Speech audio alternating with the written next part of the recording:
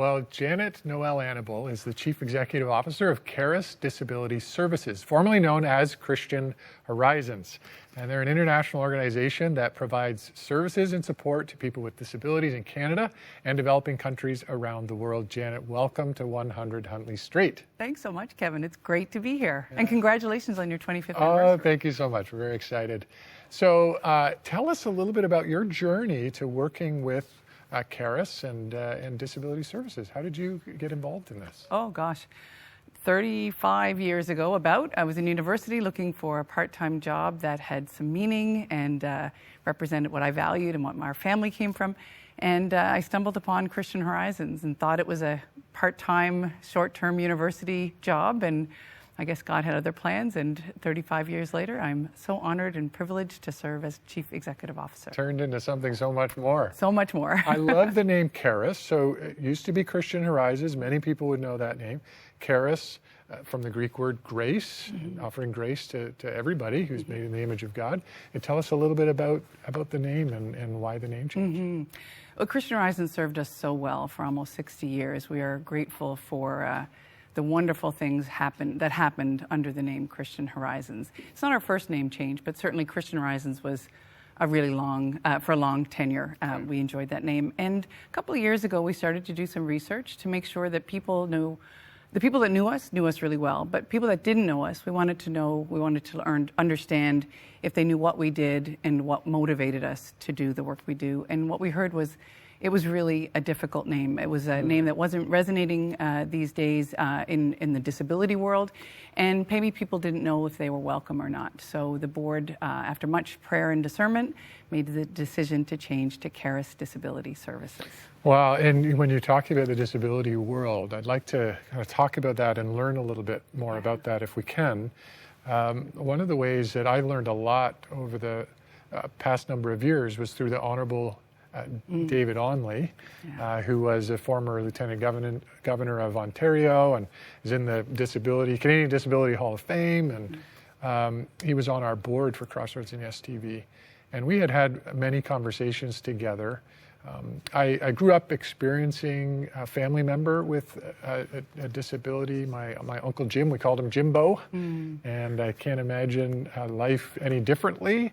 I learned a lot experientially. My wife and I cared for him for a period of time. But also I learned from David, particularly through the pandemic, the challenges for disability community, even here in Canada, that they don't have supports like maybe we would hope or we would think. Can you tell us a little bit more about the challenges for those with disability in Canada? Absolutely. And Honorable David Onley was a friend to Christian Horizons and now Karis as well for many years. We're so grateful for the legacy that he's left our country. But your family's not unlike a lot of families who have firsthand experience with disability, whether it's a child or an extended family member who, for whatever reason, either becomes disabled or is born with a disability. We might think in Canada that, similar to education and healthcare, that everybody has access to the services and supports that they need. And unfortunately, we know that that's not the case at Karis Disability Services. In Ontario alone today, more than 70,000 people are waiting for services and supports. There are so many families who are growing older in their 80s and 90s and are still the primary caregivers for their loved one. So we have a lot of work to do across Canada. I'm pretty hopeful, though. I have to say I think government partners, both at a provincial as well as at a federal level, are doing some great work. We've seen some movements towards establishing a Canadian disability benefit, which will be a national strategy for income support for people with disabilities from coast to coast to coast.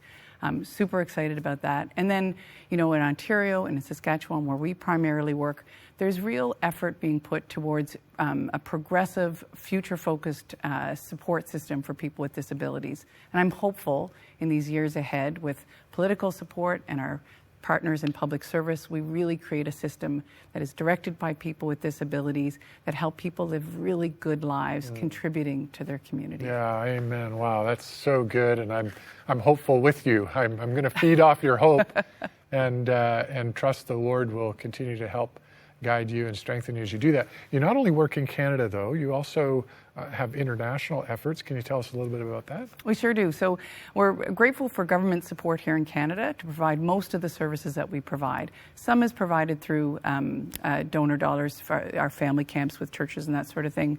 But internationally, all of our work is funded by donors and foundations.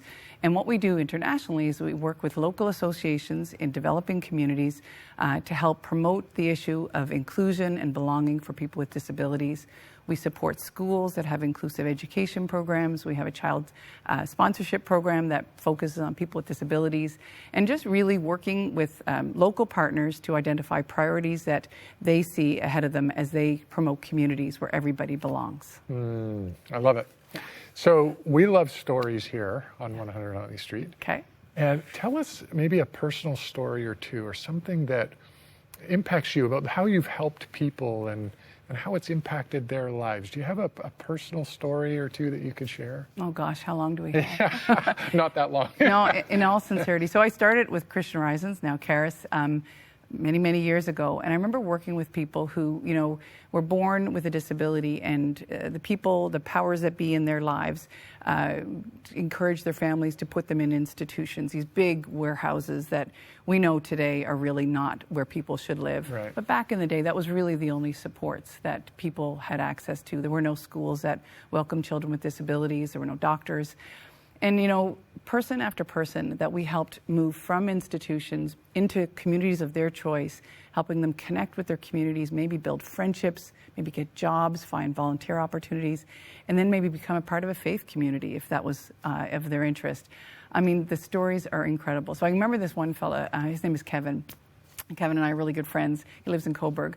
And Kevin moved out of an institution, moved into a group home, and always wanted to live in his own space. And so for years he worked on the skills to be able to be independent enough to live in his own apartment, chose his roommate.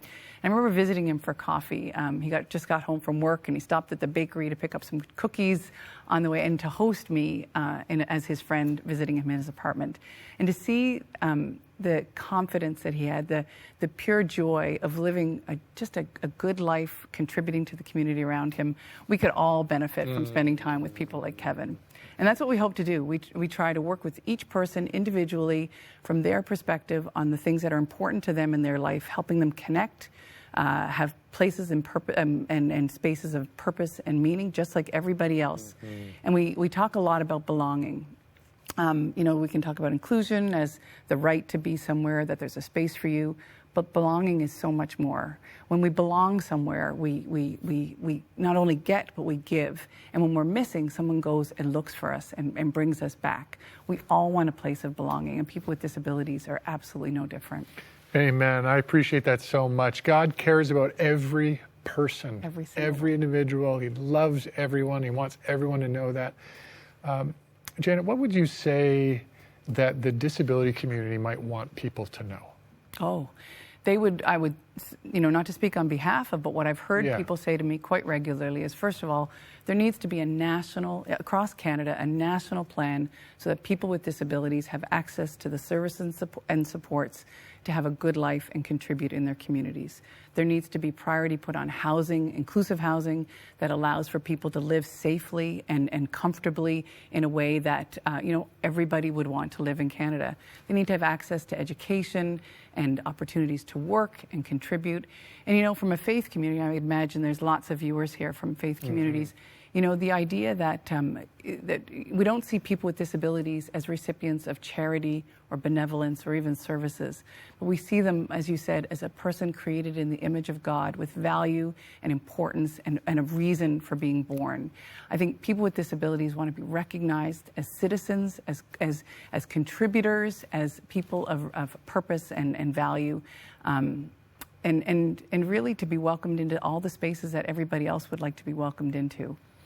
Amen. I think that you're right. I think we have a responsibility even as the Church of Jesus Christ, and representing Jesus in the world and to the world, and bringing the kingdom ethics to this world. We have a responsibility for that. How has this role impacted your faith and your personal journey with God? Yeah, great question. So I grew up in the church. My parents, in fact, one of the reasons I thought I'll work at Christian Horizons is my parents would love it for me to work at Christian Horizons. So initially, I guess it was more of just a living out kind of the way our family grew up and lived. But over time, the idea that every human being is created in the image of God and that every human being is valued by God has really come to mean so much more. We work so hard. We have an incredible team of employees, 3,500 employees across Ontario and Saskatchewan, that every single day show up for work to help people have fabulous lives. And I'm so inspired by how our faith, our motivation, what we believe that Jesus called us to do at Christian Horizons and now Karis, how that gets lived out in just the day-to-day things, the advocacy that people do, the triumphant moments where you sort of see all your efforts kind of come together and someone maybe get their first apartment or their first job or get married or whatever that is.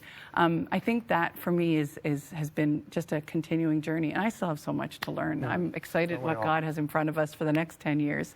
I know I'm not sure when I'll retire, but not quite yet, because I do believe there's some important things to do still. Amen. Amen. Janet, thank you so much for telling us more about Karis Disability Services, the work that God is doing in you and through you as a leader, but all the leaders and donors and supporters of your great and important ministry. And we thank God for you. We thank God for the work that he's doing through you and for spending time with us. Thanks so much for coming today. Absolutely my honor. Thank you so much, Kevin.